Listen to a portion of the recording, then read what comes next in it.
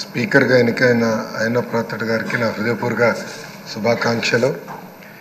అయ్యన్న పాత్రుడు గారు అంటే అందరి పాత్రుడు, ఎప్పుడూ ప్రజల గురించే ఆలోచించే వ్యక్తి. అధికారంలో ఉన్న ప్రతిపక్షంలో ఉన్న ప్రజల సమస్యలు ఎట్లా పరిష్కరించాలని ఆలోచించే వ్యక్తి అయ్యన్న పాత్రుడు గారు. అయ్యన్న పాత్రుడు గారు అంటే ఒక పోరాటం, ఒక పౌరుషం.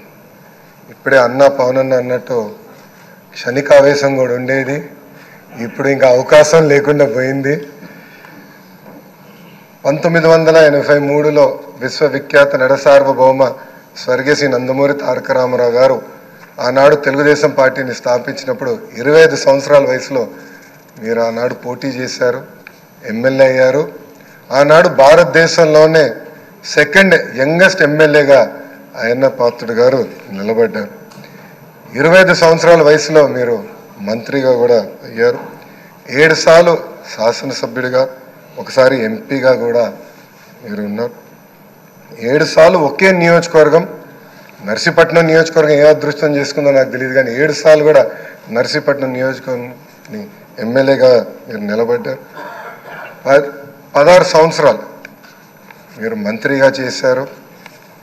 చూస్తే టెక్నికల్ ఎడ్యుకేషన్ కానీ 3 సార్లు R&B, forest, environment, science and technology, Panchayati Raj గ్రామీణాభివృద్ధి శాఖ మంత్రిగా కూడా మీరు చేశారు. ఈ హౌస్లో ఎవరికి తక్కన ఒక అదృష్టం నాకు దక్కింది. మీ తర్వాత పంచాయతీరాజ్ గ్రామీణాభివృద్ధి శాఖ మంత్రి ఏదో అవకాశం నాకు దక్కింది. ఆనాడు మీరు ప్రారంభించిన పనులని పూర్తి చేసే అవకాశం నాకు ఇచ్చారు. మీ నాయకత్వంలో 25,000 కిలోమీటర్లు సీసీ రోడ్ వేసాం, ప్రహరీ గోడలు కట్టాం, పంచాయతీ భవనాలు కట్టాం. గ్రామాలు కూడా ఆనాడు యుద్ధ ప్రాతిపదికంగా తాగునీటి పథకాలు కూడా కలిసి ఏర్పాటు చేశారు.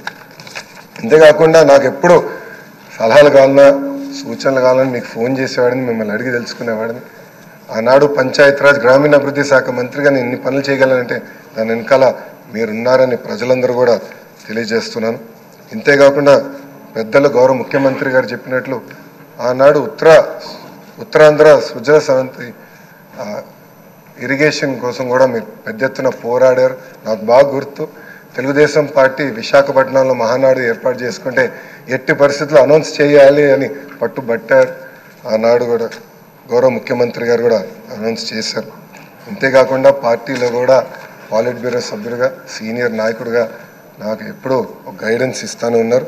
ఒకే పార్టీ, ఒకే జెండా, ప్రజలే ఎజెండాగా మీరు ముందరికెళ్ళిన వ్యక్తి.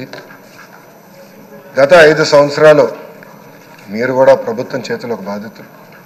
23 కేసులు మీ పైన కూడా బంపర్ ఆఫర్ మీ పైన కూడా పెట్టారు. మీ పైన కూడా నిర్భయ కేసు పెడతాం కానివ్వండి, అని చేస్తాం, చాలా బాధాకరం. ఆనాడు కావాలని ఇల్లు ఇల్లీగల్గా ఉందని కోర్టు కూల్చొద్దు అని చెప్పినా కూడా అతి ఉత్సాహంతో అధికారుల్ని, పోలీస్ సోదరులను పంపించి మీ ఇల్లు పైన కూడా దాడి చేశారు, కుటుంబం పైన దాడి చేశారు. మీ భార్య కానీ 2 అబ్బాయిలు కూడా బాధితులై ప్రభుత్వం చేతులు. ఆనాడు నేను నర్సీపట్నంకు వెళ్ళాను, కుటుంబాన్ని కలిసినప్పుడు వాళ్ళని ఒకటే అడిగాను, ఇక్కడికి మీరు ఎందుకు వచ్చారు? మీ అవసరం రాష్ట్రానికి ఉంది, ఏం పర్వాలేదు, అయ్యన్న పాత్రుడు గారు పోరాడతారు, ఎక్కడికి వెళ్ళరు, మీరు వెళ్ళి అందరు కార్యకర్తల్ని కాపాడండి అని తల్లి కూడా నాకు చెప్పడం జరిగింది. నేను అది ఎప్పుడూ మరవలేను. రాజకీయాలు చూసి పెరిగిన వ్యక్తి. ఒకప్పుడు శాసనసభ జరుగుతుందంటే రాత్రి 2-3 వరకు కూడా జరిగేది. ముఖ్యమంత్రి గారు, ప్రతిపక్ష నేత హోరాహోరీగా చర్చలు చేశారు. యువకులుగా మేమందరం చూసేవాళ్ళం. ఉందాతనంగా సభ జరిగేది. ఎవరన్నా స్పీడ్గా మాట్లాడినా 2వ రోజు సభకొచ్చి కొంచెం స్పీడ్గా మాట్లాడడం, క్షమించండి అని కూడా కోరిన రోజులు అందరం చూసాం.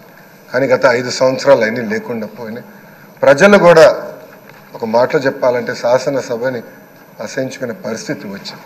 ఇది చాలా చాలా బాధాకరం. ఇక్కడ చాలామంది మొదటిసారి శాసనసభ్యులు ఉన్నారు. మీ నాయకత్వంలో నేర్చుకునేదానికి మేము ఈ హౌస్కి వచ్చాం.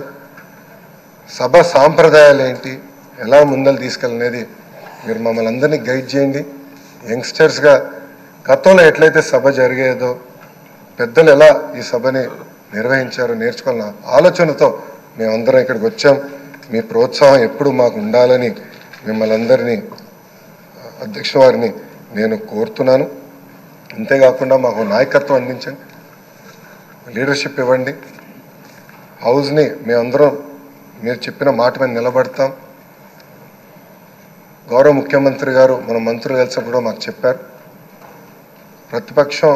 ప్రతిపక్ష హోదా లేకపోయినా, ప్రతిపక్ష ఇక్కడ ఈరోజు హౌస్కి రాకపోయినా మనమే ప్రతిపక్షం అనుకోవాలి, ప్రజల తరపున నిలబడాలి, ప్రజల తరపున పోరాడాలి, ప్రజల సమస్యలు తెలుసుకోవాలి, ప్రజలు కావాల్సిన చట్టాలు మనం తీసుకురావాలని చాలా స్పష్టంగా చెప్పారు.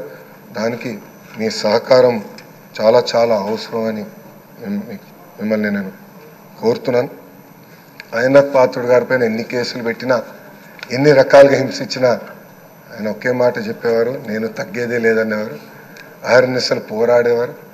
గన్నవరం సభలో కూడా మీరు ఆనాడు వచ్చి మాట్లాడితే కూడా మరుసటి రోజు మీ పైన కేసు పెట్టి నాన్ బెయిలబుల్ వారెంట్ కూడా ఇష్యూ చేస్తాం చూసాం.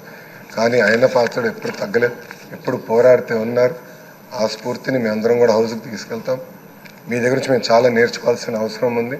సో మా లాంటి యువకుల్ని ఈ హౌస్లో మీరు గైడ్ చేయాలని ఈ సభాముఖంగా కోరుకుంటూ నాకే అవకాశం ఇచ్చిన మీకు నా హృదయపూర్వక నమస్కారం.